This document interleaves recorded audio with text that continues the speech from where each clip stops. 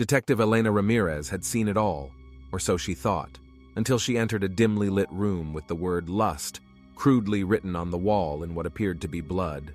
The body lay sprawled on the floor, surrounded by a mosaic of provocative images, a chilling testament to the victim's perceived vice. Clutched in the victim's hand was a torn page from Dante's Inferno, a clear sign this was just the beginning. Ramirez's partner, Detective Mike Bennett, was equally disturbed. "Looks like we've got a religious nut on our hands," he murmured. As days turned into weeks, more victims emerged. Each crime scene was meticulously staged, reflecting another of the 7 deadly sins. Gluttony was discovered in a lavish dining room, a man surrounded by an excess of rotting food, his stomach grotesquely distended. Sloth was found in a bed, the room filled with cobwebs and dust, an alarm clock shattered nearby, its owner never to wake. The city was gripped with terror. Who would be next? What did the killer want, besides to convey a dark, twisted sense of morality? Ramirez and Bennett tirelessly worked to find a connection between the victims. A pattern emerged. All of them held significant influence in the city of Elmsworth. As Ramirez delved deeper into the case, she stumbled upon an old, disbanded religious sect once prominent in Elmsworth, known for its extreme views on sin and penance. The sect's leader, Father Malachi, was believed dead, but Ramirez wasn't so sure. His sermons, filled with fire and brimstone, spoke of the ultimate penance. Each crime scene, Ramirez hypothesized, was a recreation of Malachi's most impassioned sermons. But why now? Bennett found an old newspaper clipping. It revealed a scandal. Elmsworth's elite, including the recent victims, had been responsible for disbanding the sect, citing it as a cult. The detectives realized the killer was enacting revenge on behalf of Father Malachi, whether he was still alive or not.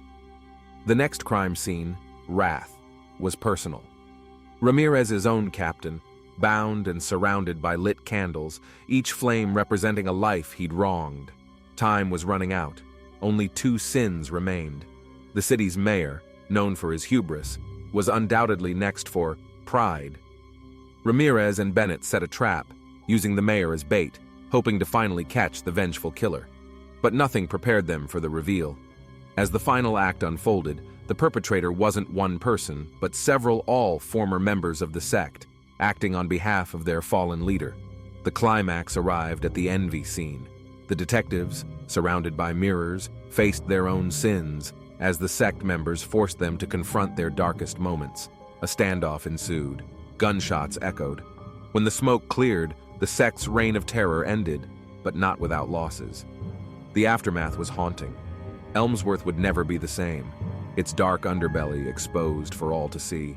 Ramirez, forever changed by the ordeal, left the force, seeking solace in a quiet life away from the city's corruption. Bennett, however, stayed, vowing to rebuild the department and ensure such atrocities would never occur again. Yet, rumors persisted. Whispers of Father Malachi's lost sermons and a hidden 8th sin circulated, leaving many to wonder if the cycle of vengeance was truly over.